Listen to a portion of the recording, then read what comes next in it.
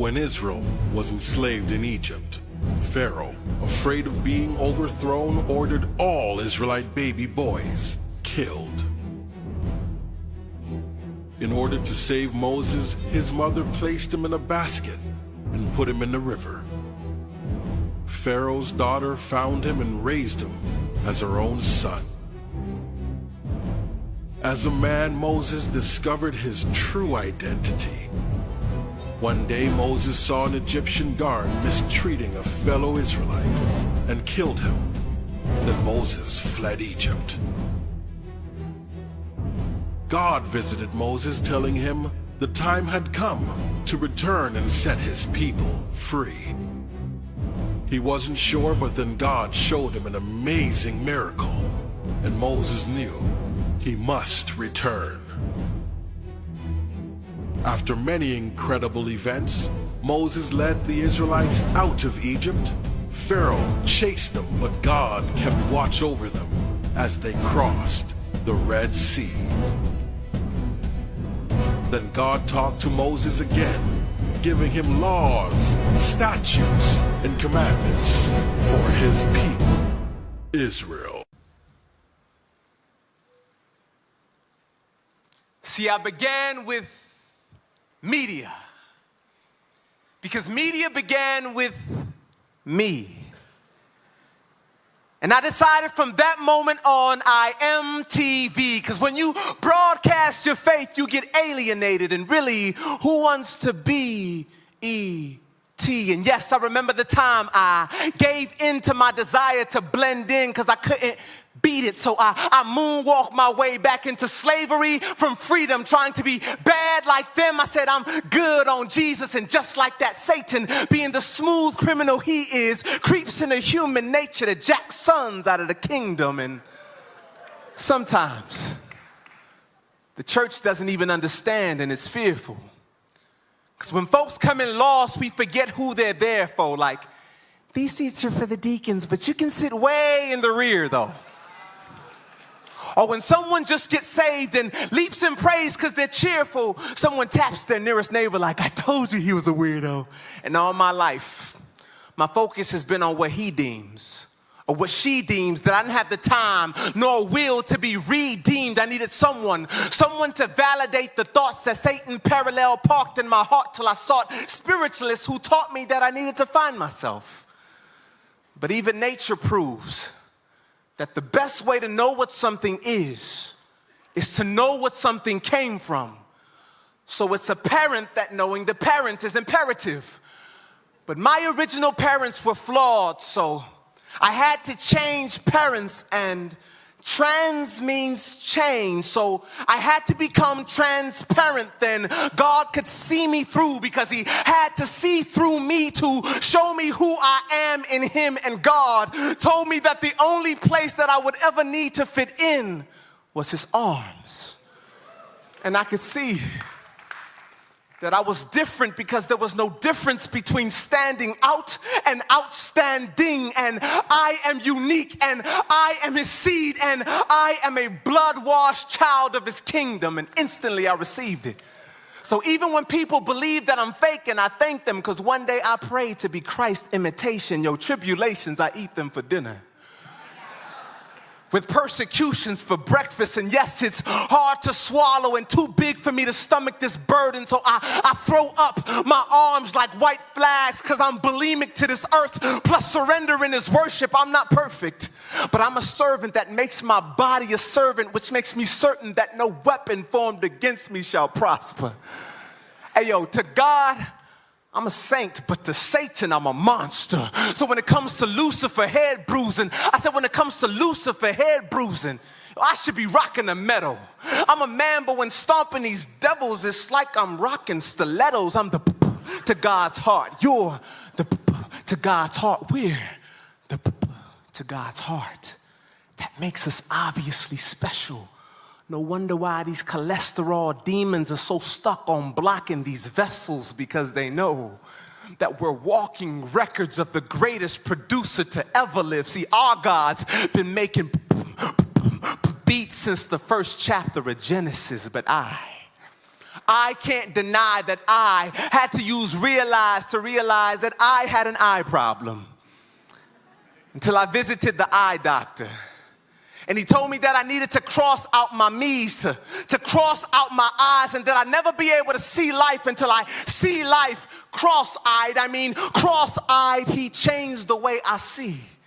And literally became my Visine just to show me that without a drop of him, I burn. I mean, without a drop of him, I burn. And as a result, I've learned never to battle with my wardrobe, nor to cling like lint to the very things I use to clothe my self-esteem, but rather to acknowledge God. And even though I may stink at life, he washed me and made me fresh to death. I said, even though I may stink at life, he washed me and made me fresh to death. Yes, I am fresh to death. Who cares what this world thinks of me? I'm so fresh that even if I died now, my soul would be like the sweetest aroma to God while my bones would be doing the Dougie. But trust me, this is my point for those of you who were dozing off during most of what I was saying. Never be so obsessed with image that you ignore who's you're made in. So if anyone ever tells you that you only count if you fit in, they should be held accountable for teaching counterfeit in. But instead I say, for those of you that have been saved by God's grace and his favor, stop trying to please them because it's not their job nor place to embrace you. Look, I'd rather be an outcast now than get cast out later. And when God shapes your mind, you choose virtue over sin and start feeling like a square despite the circle that you're in. He said, come out from among them and be ye separate from the superficial things of this life. That's the only type of segregation that Christ has ever accepted. And let's just say the body was solely appearance-based. If you were to take away the beautiful face and the curvy shape, then what would you have left to hold on to?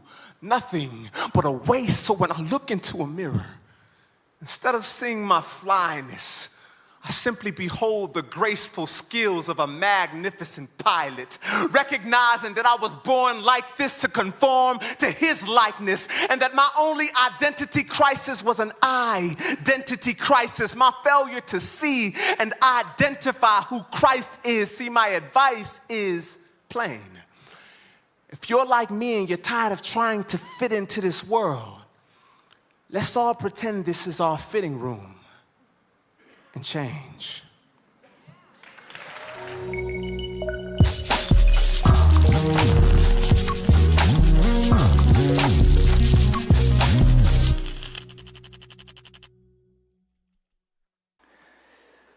Well, it's an answer to the culture. Well, a definition of culture.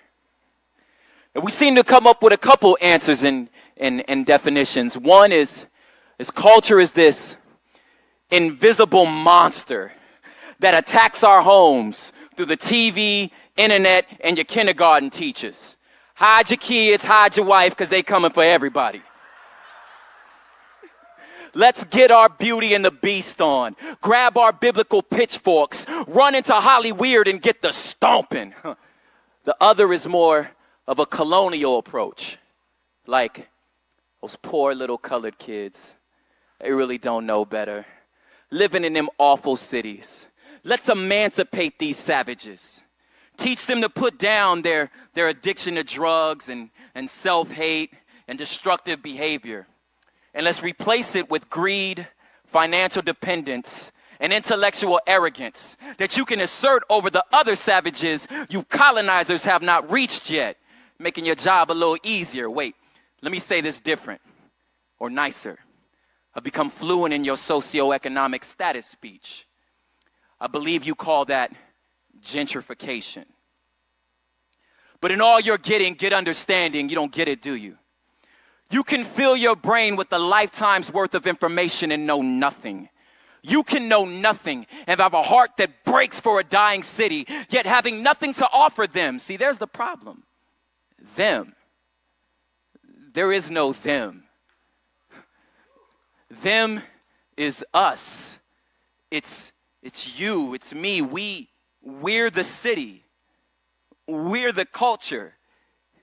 we're the problem. But our Savior, he wasn't a commuter. Like he moved in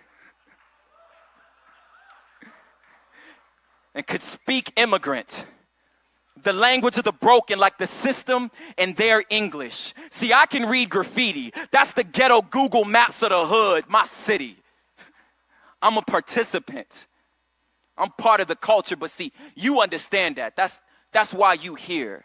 You get what the presence of a spray can did to my self-confidence. See, we live in just enough for the city. Where I'm from, you either bang, slang, or run, or get increasingly efficient at putting the ball in the hole. But me, I stood under light poles, freestyling till morning came, defending my name, faith, and worldview, no curfew. Wait, let me say it different, so you can be fluent in my socioeconomic speech.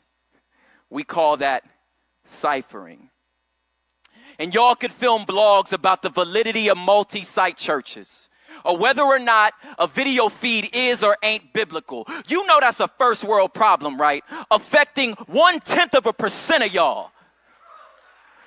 Meanwhile, around these parts, we canceling quinceañeras, cause little mama finna be one. We ain't got time to worry about free Wi-Fi, or whether to protect our web key. Homie, my son idolizes a pimp. Help me, mega church pastor. There go your elephant in the room. You don't get it, do you?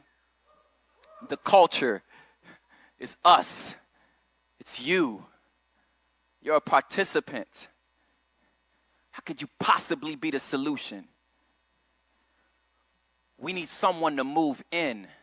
The Savior moved in. This is your city.